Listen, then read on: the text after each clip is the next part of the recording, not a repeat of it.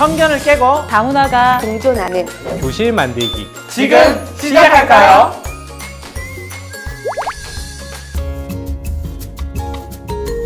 혹시 블랑카 씨는 첫사랑과 결혼하셨나요? 그럼요. 제 와이프가 첫사랑인데 그걸 뭘 물어보? 당연한 걸 물어보고 계세요, 그래. 연수니까 솔직하게 말씀을 해주셔야 됩니다. 제 와이프가 봅니다 지금. 네.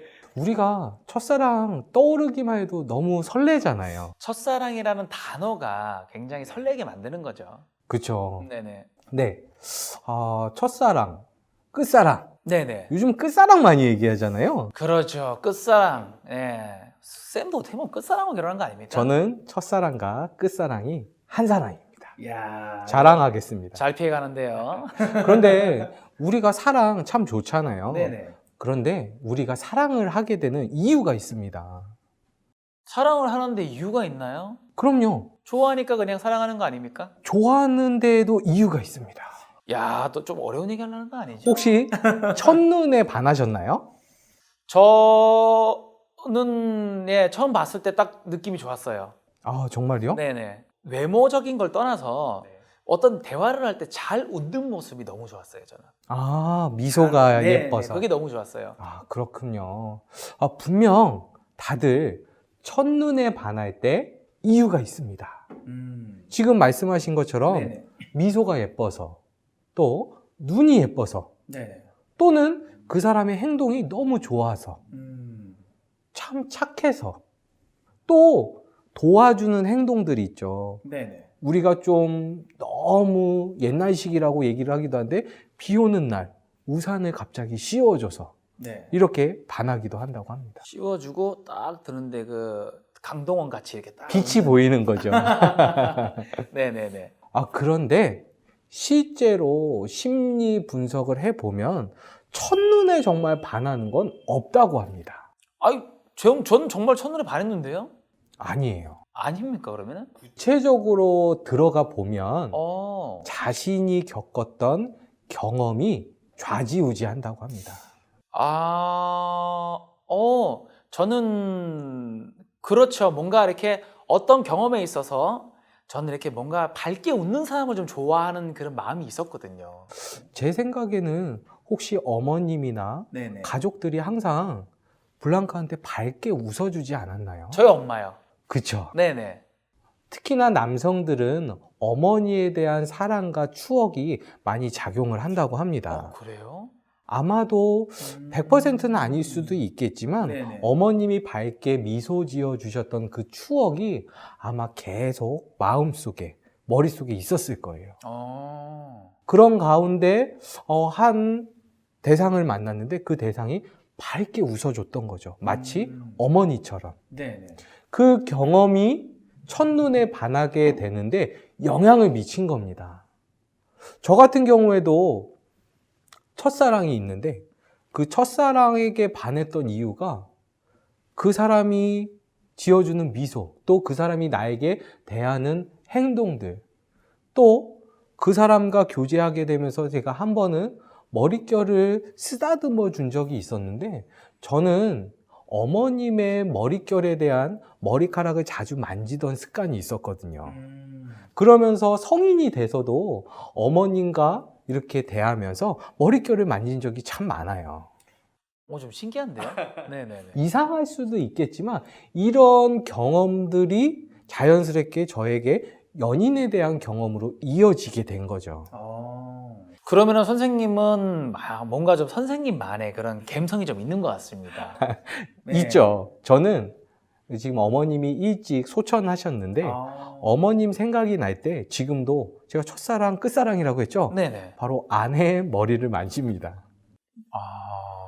이게 약간 좀 찡한데요? 네네. 이게 첫사랑의 첫눈에 반했던 그런 경험들에 대해서 잠깐 우리가 이야기를 했는데 우리는 이런 경험들이 결코 첫눈에 반한 게 아니라 우리가 가지고 있던 경험들이 함께 작용을 해서 첫눈에 반하게 만들었다는 거죠. 혹시 미소 말고 또 다른 것들은 없었나요? 첫눈에 반했던 이유. 사실은 제가 고등학교 1학년 때 제가 좀 좋아했던 친구가 있어요. 그때 당시 친구들한테 얘기했는데 그 친구가 그 자판기에 동전을 넣다가 동전을 떨어뜨렸는데 동전이 굴러가니까 이거를 발로 탁 밟으려고 하는데 놓쳤어요. 근데 그 모습이 너무 귀여워서 너무 사랑스럽더라고요. 그래서 그 친구의 그 모습에 제가 좀 빠진 적이 있었거든요. 그러니까 어떻게 보면 그런 어떤 특정 모습 뭐 그런 거에 첫사랑에 대한 감정이 있었던 게 있었죠. 참 다복한 가정에서 자라신 것 같아요. 그래요?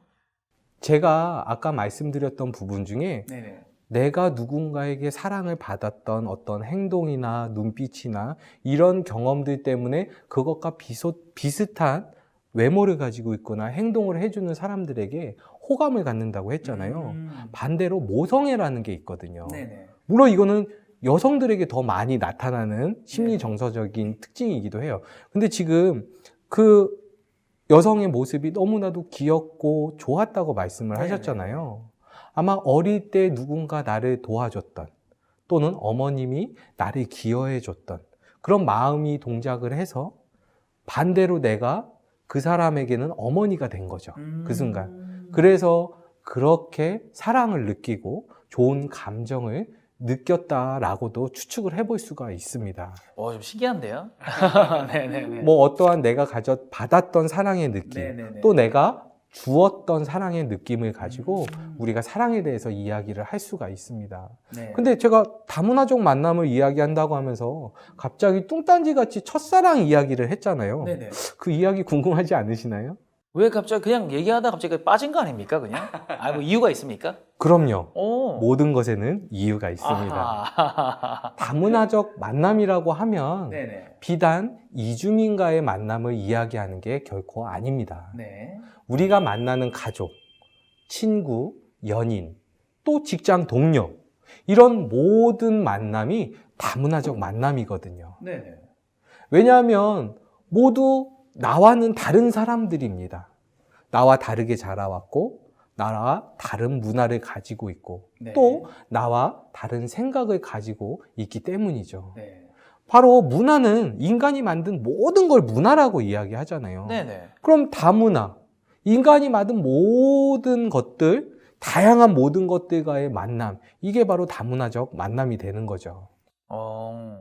인종을 넘어 종교, 성, 문화, 성격, 취향 등등 모두가 문화이기 때문이다. 뭐 그런 말씀 아닙니까? 그렇죠. 네네. 모든 것들이 문화니까 우리와 나와 다른 것들이라면 다 다문화 대상이 되는 거죠.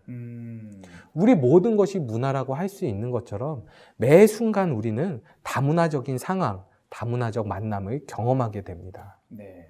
그런데 첫사랑, 첫눈에 반하게 되는 그 경험은 이전의 지식과 경험을 토대로 해서 긍정적인 다문화적 만남이 아주 성공한 것, 성사된 것이라고 할 수 있을 겁니다. 또 그게 그렇게 해석이 됩니까? 네네. 근데 중요한 것은 긍정적인 다문화적 만남이 성사되었다고 하더라도 모든 부분에서 통하는 건 아니거든요. 네네.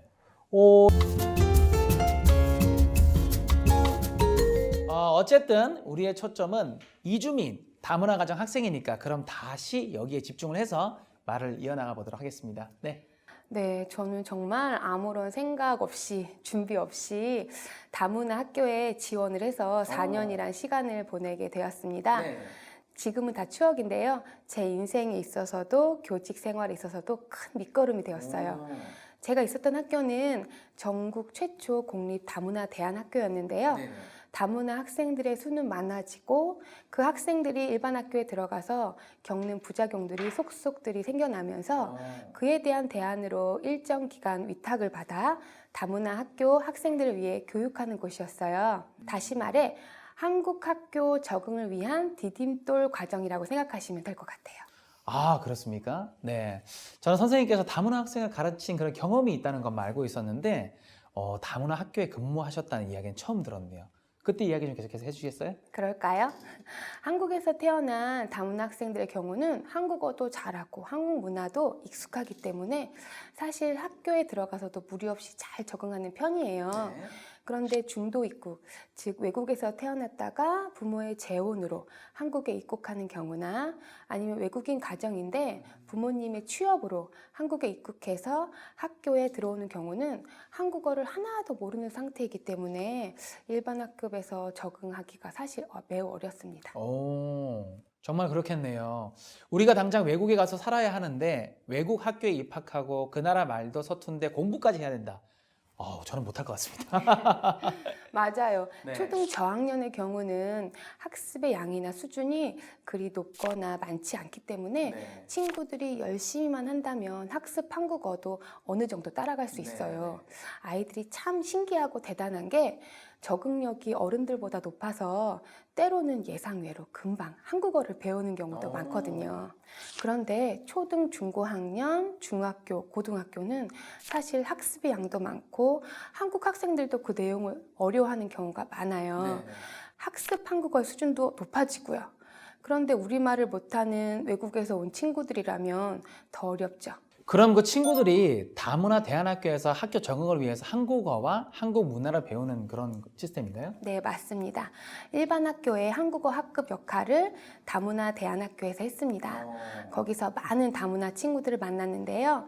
참 재미있는 친구들도 있었고 저를 힘들게 했던 친구들도 있었습니다. 필리핀, 베트남, 캄보디아, 라오스, 미얀마, 우즈베키스탄, 카자흐스탄, 러시아, 이집트, 아프가니스탄, 시리아, 예멘. 와, 정말 많네요. 정말 빼먹은 나라도 있을 거예요. 네네. 정말 많은 나라에서 온 친구들을 만나봤는데요. 부모님과 한국에 같이 왔지만 저마다 다른 배경을 가지고 있었어요. 네. 경제, 노동의 이유, 국제결혼, 네. 외국인 유학생 부부, 난민 등 정말 다양한 친구들이 있었습니다. 아프가니스탄에서 온 친구는 서툰 한국말로 총, 탕, 사람, 악 하면서 네. 그곳의 상황을 알려주기도 했어요. 전쟁 상황이라든지 막 이런 거를 총탁 사람만 정말 총 쏘는 모습, 총 맞는 모습을 봤다는 뜻인 것 같은데 또 이런 이야기는 또 새롭네요. 네, 아주 어린 친구였는데 안 보고 안 겪어야 할 일들을 겪었던 거죠. 그러면서 하는 말이 여긴 총탕 없어서 너무 좋다고 그런 이야기도 아이고. 덧붙였어요. 저런. 참 나쁜 기억들은 빨리 사라져야 될 텐데. 네, 아쉽네요. 안타깝네요. 얼마 전 예멘 난민으로 한참 이슈화가 됐었는데요. 제가 만났던 난민 친구와 그 부모님들도 정말 딱한 사정을 가지고 계셨어요. 혹시 카렌족이라고 들어보셨나요? 카렌족은 뭐 어디 민족인가요? 원래는 나라여야 했지만 정치적인 문제로 라오스, 미얀마 등지에 여러 곳으로 흩어져 살고 있었어요. 그런데 이분들은 카렌족의 문화 정체성을 유지하고 살고 계셨거든요. 그래서 어떤 나라에도 속하지 않고 자기 부족으로 사는 사람들도 있었고 정치적 전쟁의 이유로 난민으로 인정돼서 우리나라나 다른 아시아 지역으로 이주하는 분들도 계셨어요. 그런데 제가 만났던 카렌족 분들은 너무나 순박하고 정말 착했어요. 정말 누가 봐도 선한 사람들이구나 하고 느껴질 정도로요. 공부도 열심히 하고 한국 문화에 적응하고자 하는 의지가 매우 강했어요. 네.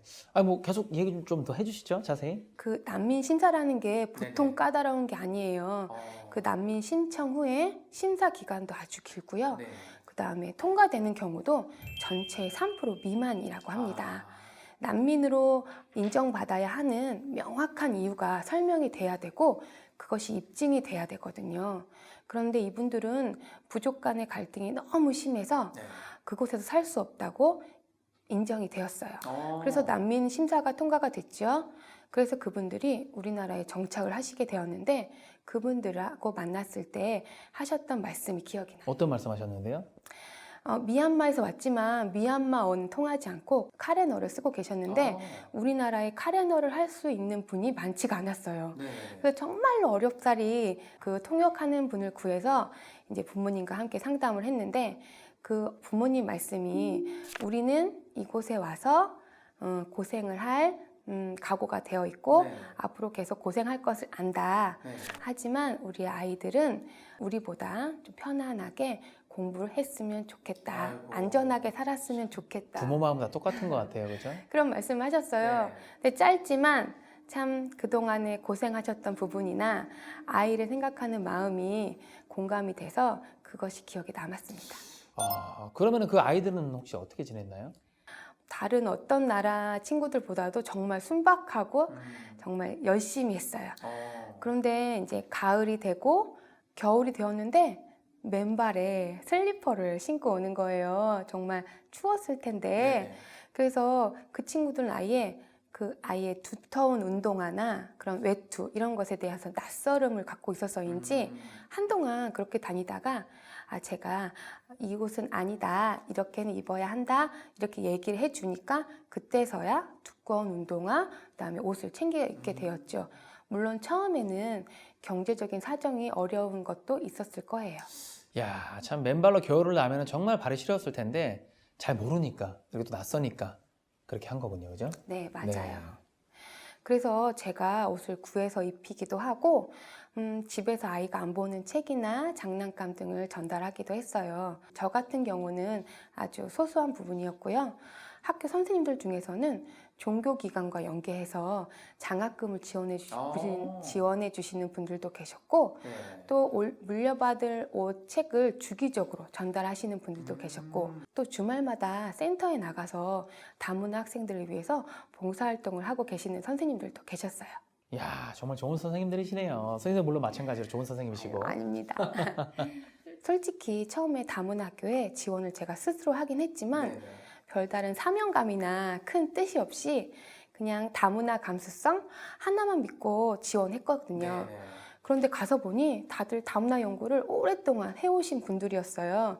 또 다문화에 대한 애정도 많이 갖고 계셔서 그곳에서 오래 활동하신 분들도 계셨고요. 그래서 아이고 큰일 났구나.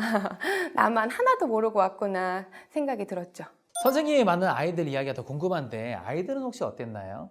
방금 말씀드린 아이들처럼 순수한 아이들도 있었고요. 문제 행동을 보이는 아이들도 있었어요. 그런데 문제 행동을 보이는 아이들도 사실 가만히 내면을 들여다보면 개인적인 아픔이 있어서 그런 행동을 할 수밖에 없는 친구들도 있었고요.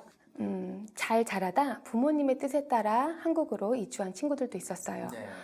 여러 부류 모두 낯선 한국에 대해서 대신 두려움을 갖고 있었는데요.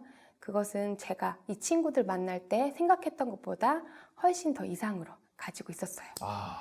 어쩌면 그래서 더 학생들에게 잘해줄 수밖에 없었던 것 같네요. 선생님의 마음이 고스란히 느껴집니다. 네. 솔직히 부모님들과는 학생들만큼 자주 만나거나 이야기해보지는 못했어요. 제일 큰 장벽이 언어적 장벽. 언어적 장벽 때문에 한국어를 잘 못하시는 분들이어서 한국의 학부모님들처럼 자세하고 오랜 상담을 하기는 어려웠고요. 또 다들 직장이 바쁘시고 한국어를 잘 하지 못하셔서 학교에 오는 방법이 서툴다거나 하시는 그런 이유 때문에 오시지 못했지만 특별한 행사 기간에는 예를 들어서 부모님 초청의 날이라든지 수료식, 입학식, 뭐 축제 이런 기간 때 부모님을 만나 뵈었죠. 그래도 서로 평소에 연락을 주고받을 때는 번역기를 이용했는데요. 러시아 분들한테는 러시아어로, 영어권인 분들한테는 영어로, 중국어는 중국어로 이렇게 번역기를 통해서 서로 연락을 주고받았어요. 그러다 보니까 제가 번역기를 통한 말들도 이상했겠지만 부모님들도 마찬가지였어요. 예를 들어서 오늘 누구 못 가, 아파 라든지 이거 반말 아닙니까? 당신들은 언제 끝이 나는가 라든지 아니면 고마워, 알았다 뭐 이런 식의 존댓말 없는 간단한 문자를 보내셨어요. 처음에는 어색했지만 나중에 익숙해졌어요. 왜냐하면 그분들이 한국어가 서툴러서이지 저한테 일부러 존칭을 안 쓰는 게 아니란 걸 아니까. 그래서 같이 반말하셨나요? 아니죠. 저는 그러면 안 되죠. 네. 한국말이 서툰 데서 오는 상황이었네요. 고마워, 언제 끝나? 나 오늘 학교 못 가. 네, 재밌는데요? 또 기억에 남는 일이 있는데 제가 초등학교 1학년 담임을 할 때였어요. 집이 학교 근처가 아니라 조금 멀었었는데 그렇게 집이 먼 친구들은 데려오시고 데리고 가시고 하는 역할을 하셨거든요. 그런데 이 학생 어머니도 한국어를 하나도 모르는 상태셔서 아버님이 그 일을 주로 맡아 하셨어요. 그런데 생업에 종사하시니까 아무래도 바쁜 일이 계셨나 봐요. 그 친구한테 택시를 타고 오라고 한 모양이에요. 1학년 친구한테. 근데 이 친구도 한국어를 모르는 상태예요. 차라리 저한테 부탁을 했으면 낫을 텐데 이 친구가 혼자 택시를 잡으려고 왕복 3차선인 도로에 1차선으로 들어가서 도로주행 그 표시가 있는 노란 차를 막 잡으려고 하는 상황이었어요. 다행히 제가 학교 지도를 하다가 발견을 했죠. 그래서 제가 아버님과 연락을 하고 제가 택시를 잡아서 아이 주소를 이제 기사님한테 보여드리고 이곳으로 잘 데려다 달라고 부탁해서 그 일이 마무리됐던 경험이 있습니다. 네, 그리고 또 힘든 아이들이 있다고 하셨는데 그 이야기도 좀 계속해서 듣고 싶거든요. 한 번은 기숙사 사감을 하는데 그 학교가 개교 첫 해에는 저희가 기숙사 사감까지 했었거든요. 고등학교 남자아이들의 경우 고등학교 나이보다 1살, 2살 이렇게 많은 아이들이 고등학교 입학하는 경우도 있었어요. 그런데 성인 나이여서 그런지 술과 담배를 하는 친구들도 있었거든요. 근데 고등학생인데 나이는 이미 성인 나이. 그렇죠. 일요일 저녁에 기숙사에 입소를 하게 되는데 그 술을 마시고 오거나 담배 냄새를 막 가득 머금고 오는 그런 친구들도 있어서 저도 조금 무섭기는 했어요. 네. 아니 근데 키도 훨씬 이제 막 완전 아저씨처럼 클 거 아니에요.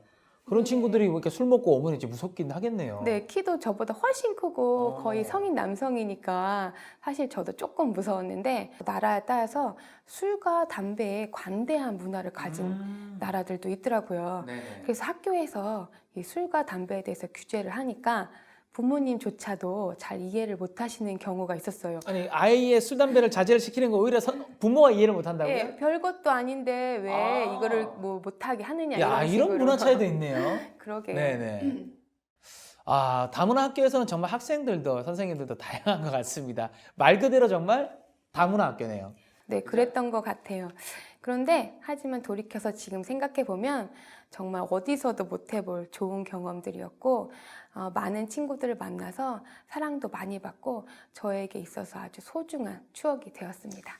네, 저도 뭐 학교는 아니지만 다양한 만남을 경험했던 적이 있는데 제가 이전에 그 우즈베키스탄 드라마에 출연한 적이 있었거든요. 그래서 그 우즈베키스탄 사람들이 한국에 제작진들이 다 넘어와서 같이 촬영을 했는데 촬영 도중에 이제 배가 고프니까 제가 컵라면을 이제 먹으려고 했는데 거기 사람들도 있으니까 컵라면을 한 제가 20몇 개 사왔어요.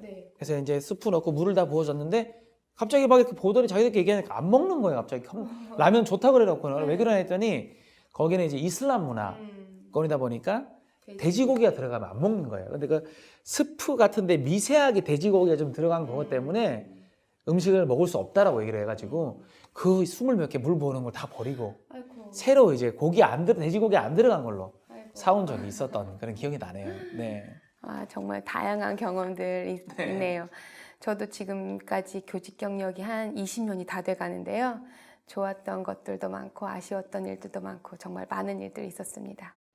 저도 마찬가지죠. 뭐 개그맨 선배 중에서도 자신과 그냥 단지 다를 뿐인데 자기에게 맞추지 않는다고 막 때로는 뭐 폭력을 행사하기도 하고 폭언을 하는 그런 선배도 있었거든요. 어떻게 보면은 그냥 나와 다름을 인정하면은 참 이런 문제는 안 생길 건데 말이죠. 네. 우리는 알게 모르게 서로 상처를 주기도 하고 서로 받기도 하고 하는 것 같아요. 하지만 이제는 적어도 상처를 덜 주며 살 수 있을 것 같아요. 다문화를 만나고 배우고 이야기하면서 저도 많이 배웠거든요. 다름에 대해서 어떻게 이해하고 어떻게 소통해야 하는지를요. 네, 저도 항상 다짐합니다.